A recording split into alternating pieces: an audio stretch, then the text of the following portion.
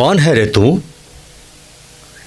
बुद्धिहीन, तुमने अनुचित कार्य किया है, पर तुम तो कंदमूल फल खाने वाले हो। तुम पर गुस्सा करना व्यर्थ है। और जो इस प्रकार का मूर्ख हो, मूर्खतापूर्ण कार्य कर रहा हो, उस पर बड़ी हंसी आती है। एक मादकपूर्ण हास्य के साथ वह मुस्कुराई थी। विशाल देह, नेत्र मानो मादकता से भरी हुई थी, परंतु चौकस। तब सामने से आवाज आई थी, आओ। अब उस नारी का क्रोध धीरे धीरे नेत्रों में झलकने लगा था, लेकिन अट्ठाहस करती हुई वह हंस पड़ी। अरे कौन है रे तू? कौन तू?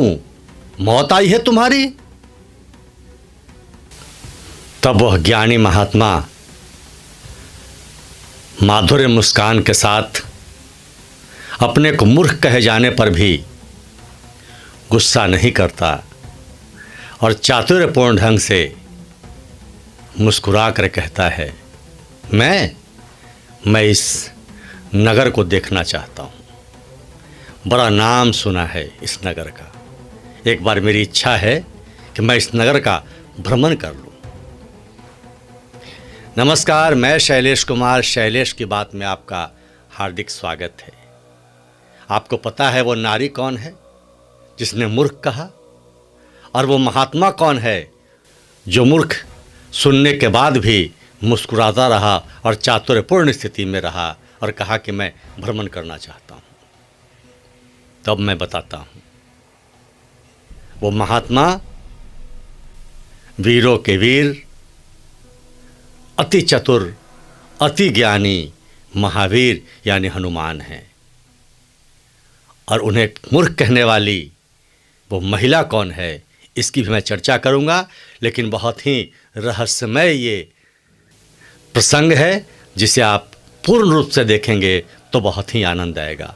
यह प्रसंग रामायण के सुंदर कांड में आता है और मैं जो बातें भी कह रहा हूँ वह कंब रामायण से ली गई है। और कंब रामायण में लिखा है कि लंकनी अति मनमोहक, अति सुंदर और मादकता से परिपूर्ण थी। विशालकाय के साथ साथ उसके नेत्र भी बड़े बड़े थे और वह इतनी चौकस रहती थी कि उसकी आंखों से किसी का छिप जाना असंभव था। और हास्य में पुनः अट्ठाहस करती हुई सामने हनुमान को कहती है, इस नगर को देखना चाहता है? इस द्वार से तो रुद्र भी पार करने से डरते हैं, वहां तो इस द्वार से पार करना चाहता है? मृत्यु निकट आई है। हनुमान पुनः मंद मंद मुस्काते हैं। लेकिन लंकनी ने जब देखा कि सामने वह मुस्कुरा रहा है तो उसके गुस्से का ताप चढ़ने लगा। कौन है रे तू? कहां से आया है? क्या नाम है तेरा? और क्यों प्रवेश करना चाहता है? अपने प्राणों को खोने से तुझे क्या मिलेगा? चल हट, जा यहां से, प्राण चली जाएगी। तब हनुमान हंसते हुए कहते हैं, अब तो मैं बिना देखे इस नगर को वापस नहीं जाऊंगा। अब लंकनी भी विस्मय में थी। इस प्रकार हठ करने की हिम्मत किसकी हो सकती है? इतना सीना तान कर खड़ा यह कौन हो सकता है जिसे अपने मृत्यु का भय नहीं? लंकनी सोचने पर विवश थी और वह अब यह विचार कर चुकी थी कि इसे छोड़ना उचित नहीं होगा, इसे मार देना ही उचित होगा। और तब लंकनी ने कहा, तो ठीक है, अब तो मृत्यु के लिए तैयार हो जा, क्योंकि मेरे रहते तो इस द्वार से पार नहीं कर सकता। और लंकनी ने हनुमान पर प्रहार कर दिया। अपने आँखों और अपने नाखून से तीक्ष्ण अग्नि निकालकर वह हनुमान की ओर फेंक देती है। हनुमान उस ज्वाला रूपी शूल को अपनी ओर आते देखकर अपने हाथ से उस शूल को पकड़कर मानो सर्प को लपेटकर उसे तोड़ देते हैं और वह अग्नि बुझकर विलीन हो जाती है। अब लंकनी सोच में पड़ चुकी थी, कौन है यह, कहाँ से आया है, यह तो अति बलवान दिखाई पड़ता है। यह विचार ही कर रही थी, हनुमान ने उस पर प्रहार कर दिया, उसके हाथों से शूल को छीनकर तोड़ डाला और तोड़ने के बाद लंकनी पर चढ़ बैठे। हनुमान उसके गर्दन को पकड़कर प्राण लेने ही जा रहे थे, लेकिन तभी उन्हें विचार आया, ये तो नारी है और नारी को मारना पाप लगने के समान है। गर्दन थोड़ी ढीली की, जैसे ही हाथों से गर्दन थोड़ी ढीली हुई, वह रूप धीरे धीरे परिवर्तित होने लगी और एक सुंदर नारी के रूप में सामने दिखाई पड़ गई और हनुमान के सामने वह हाथ जोड़े करबद्ध खड़ी थी।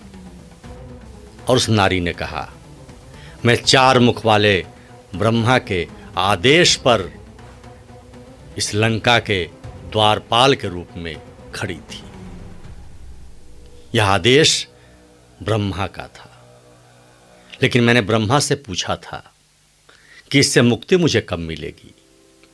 तब ब्रह्मा ने कहा था कि एक दिन कोई राम का दूत आएगा और जो तुम पर प्रहार करेगा, ठीक उसी दिन तुम वापस पुनः अपने रूप में आ जाओगी और मेरे पास आ जाओगी।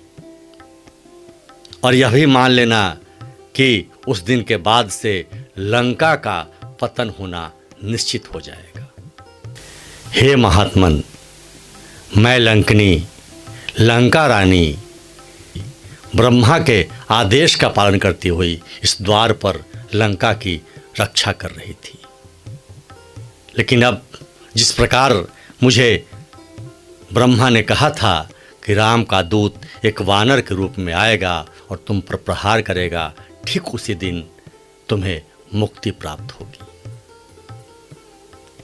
और वह समय आ गया और मुझे यह भी ज्ञात हो गया कि अब इस लंका का बच पाना मुश्किल है और तुम्हारे लिए कौन सा कार्य असंभव है, यह मैं जान गई हूँ। जाओ, इस स्वर्ण नगरी में प्रवेश करो। हनुमान आनंदित होते हैं, वह स्त्री वहाँ से चली जाती है और हनुमान उस नगर में प्रवेश कर जाते हैं। अति मनोहर लंका, स्वर्णयुक्त लंका, जहाँ देवतागण भी लंकापति रावण के सामने नतमस्तक रहते थे और उसकी चाकरी करते थे। लेकिन प्रश्न यह था कि ब्रह्मा का वह कौन दूत था, वह ब्रह्मा के आज्ञा से कौन खड़ा था जिसने हनुमान को महामूर्ख कहा था। तो वह लंकनी थी, लंका रानी थी, जो ब्रह्मा के आदेश पर उस लंका की रक्षा कर रही थी और मूर्ख उसने कहा तो अति चतुर हनुमान को कहा था। यह प्रसंग सुंदरकांड में आता है, आप भी सुनिए। रामायण के कुछ अन्य प्रसंग लेकर और अन्य बातें लेकर मैं अगले एपिसोड में शैलेश की बात में पुनः हाजिर रहूँगा। तब तक के लिए शैलेश को विदा दीजिए। बहुत बहुत धन्यवाद। जय जय सिया राम।